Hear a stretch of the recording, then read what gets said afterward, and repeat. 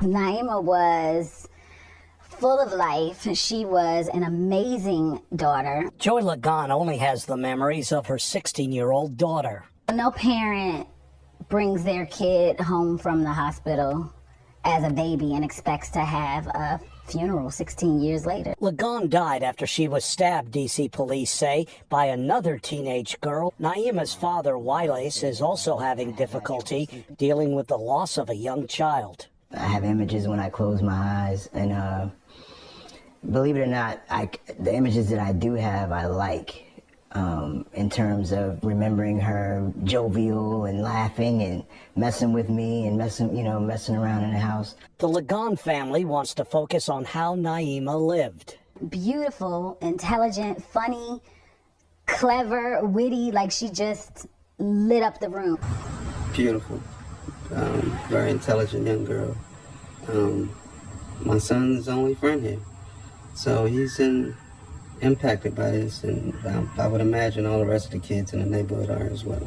Naima's loved ones issued this message to young people in the DMV area. You have to realize that your kids have free will and free choice to do what they want, so just keep encouraging them to do the right thing. You know, walk away from conflict. Some things are just not that serious. It definitely sweetens out. Megan was a bright, ambitious 16-year-old girl from Waldorf, Maryland, with her whole life ahead of her.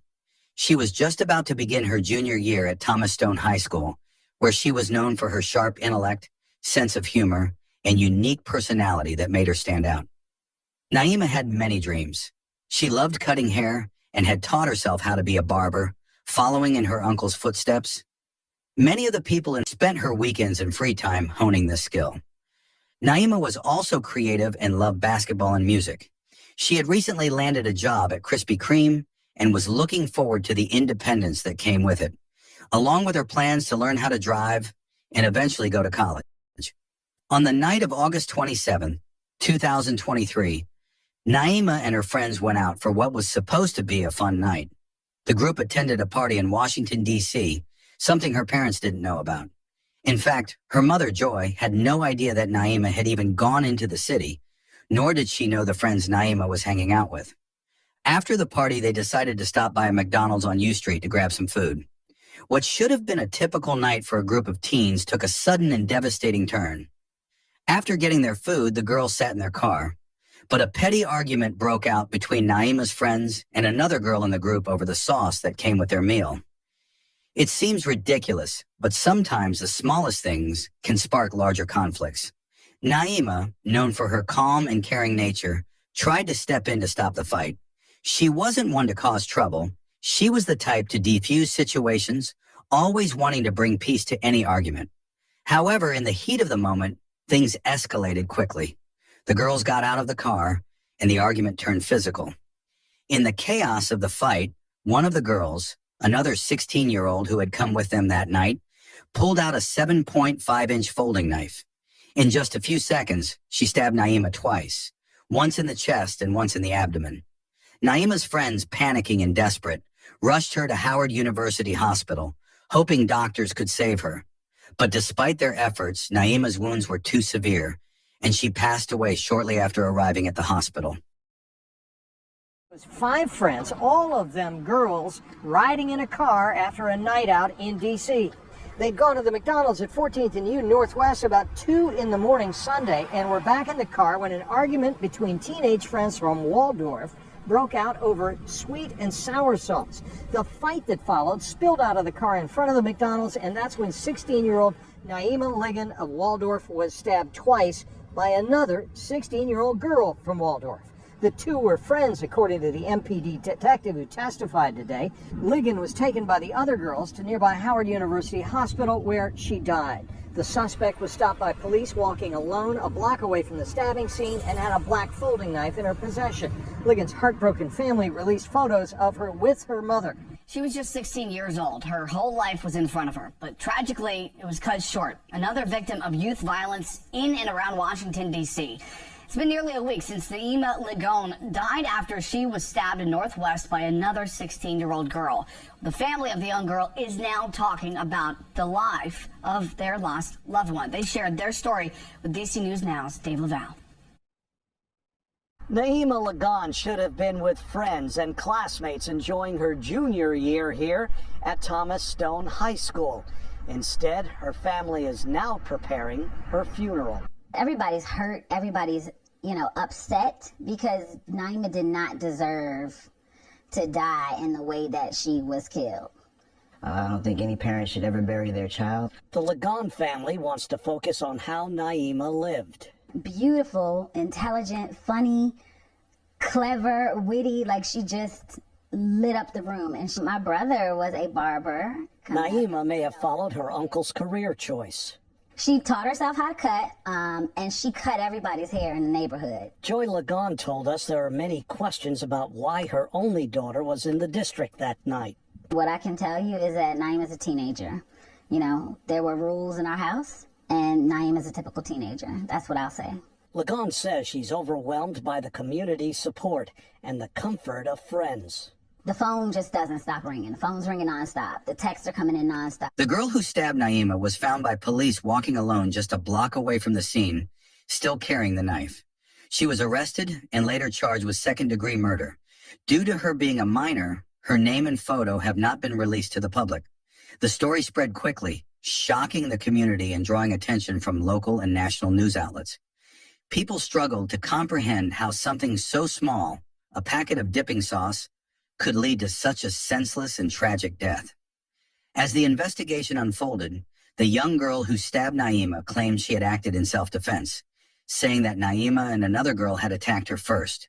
However, prosecutors argued that she was the only one who had brought a knife to the fight, turning what might have been a short-lived argument into a deadly confrontation. The judge overseeing the case pointed out the tragic absurdity of the situation, saying, "At the end of the day, someone is dead over a dispute over sauce." Naima's death left her family completely heartbroken. Her mother, Joy, and her father, Wylis, were devastated by the sudden and violent loss of their only daughter. They remembered her as a joyful, creative, and thoughtful young woman who was the life of any room she walked into. They were proud of her achievements, her goals, and the kindness she showed to everyone around her. Her family had big hopes for Naima's future. They looked forward to seeing her graduate, go to college, and pursue the many dreams she had. Now they would never get to see those dreams come true. In the months following her death, Naima's family had to grapple not only with their grief, but also with the legal process surrounding her case.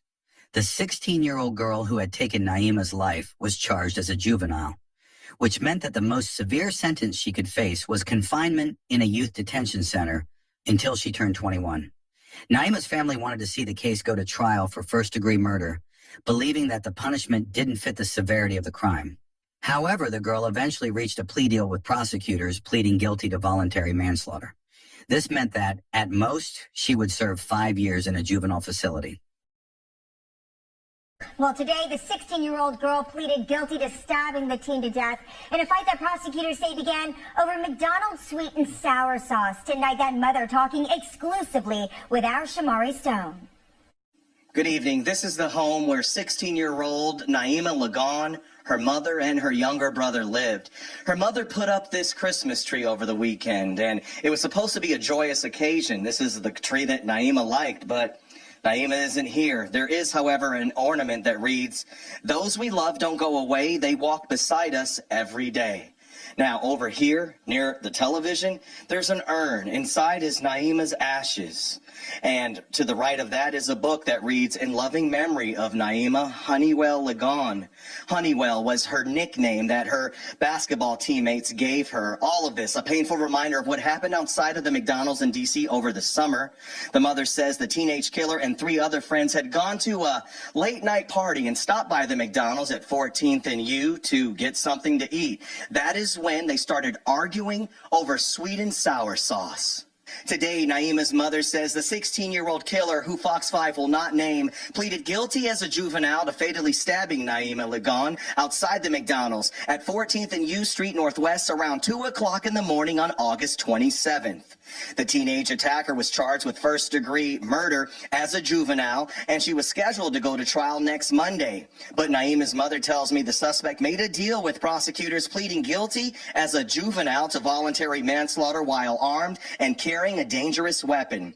Now, as a juvenile, the maximum penalty she faces is confinement in a youth detention center until her 21st birthday. You're now going to hear exclusively from Naima Lagon's mother here in her living room. First of all, I want to thank you for exclusively speaking with me. How are you feeling right now? I feel numb.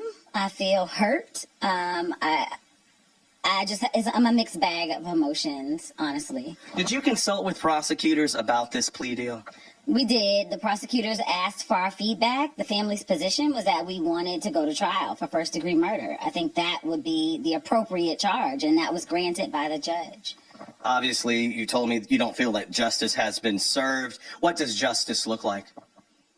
I really don't have the answer to that. What I can tell you is it does not feel like justice that the person that took our daughter is going to be possibly at the maximum in a detention center for 5.5 years. It seems like it should be more than that. Now, you also said that it was your daughter who was trying to break up a fight between the teenage attacker and another girl. And this argument, prosecutors say, started over sweet and sour sauce. Something just, that's awful. Yeah, and I knew from the get-go that it was not an argument that Naima was involved in with sweet and sour sauce. She didn't even eat sweet and sour sauce. So, yeah, it's ridiculous to me. It's senseless. And I'm glad that the facts of the case have come out and that we know now that Naima was breaking up a fight. She was not instigating a fight. The family of 16-year-old Naima Lagon, who was fatally stabbed outside a Northwest D.C. McDonald's last August, reacting to a judge's decision to give the 16-year-old suspect in this case the maximum sentence. The suspect will remain in DYRS custody until her 21st birthday. For this to happen, it hits me hard because I was not able to protect her. I think I feel relieved, one, that this has come to a close. Two, that we got the maximum, which was, her to be in a facility until she's 21. And I feel like, this still isn't enough. During today's sentencing, prosecutors say the 16-year-old suspect showed no remorse for stabbing and killing Naima. They pointed to text messages they say the defendant sent immediately after the stabbing. Prosecutors also used video surveillance to show the defendant had the opportunity to walk away or could have went inside to get more sweet and sour sauce. I don't know what this young lady went through. I don't know what her life experience was, but I know that she committed a crime and she took someone away from my family. That she called a friend. The defense argued the suspect pulled a knife in self-defense only because two people were attempting to jump her. They also brought up different triggers and trauma the 16-year-old was dealing with prior to the altercation. The 16-year-old suspect issued a statement which reads in part, "Sorry to the friends and family.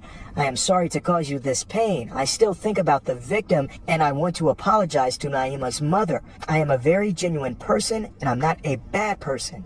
Naima's loved ones issued this message to young people in the DMV area. You have to realize that your kids have free will and free choice to do what they want. So just keep encouraging them to do the right thing. Walk away from conflict. Some things are just not that serious. Definitely sweet and sour sauce.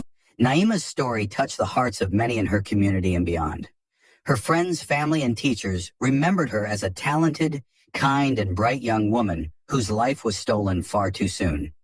The principal of Thomas Stone High School, Shanice Pearl, called her death a tragedy that left the entire school heartbroken. Instead of beginning her junior year, Naima's classmates and teachers were mourning her loss. In the aftermath of this tragedy, Naima's death also highlighted the ongoing issue of youth violence in Washington, D.C. and the surrounding areas. Her death was one of many involving young people in the city, adding to a growing number of teen homicides in 2023. It raised questions about how such incidents can be prevented and how communities can come together to address the root causes of these senseless acts of violence. Naima's family continues to honor her memory by focusing on how she lived, not just how she died. They remember her for the joy, laughter, and love she brought into their lives. Her story is a painful reminder of how quickly life can be taken away and how even small moments of conflict can lead to irreversible consequences. Naima's parents now work to ensure her legacy reflects the kind-hearted and ambitious young woman she was, hoping that her story can inspire others.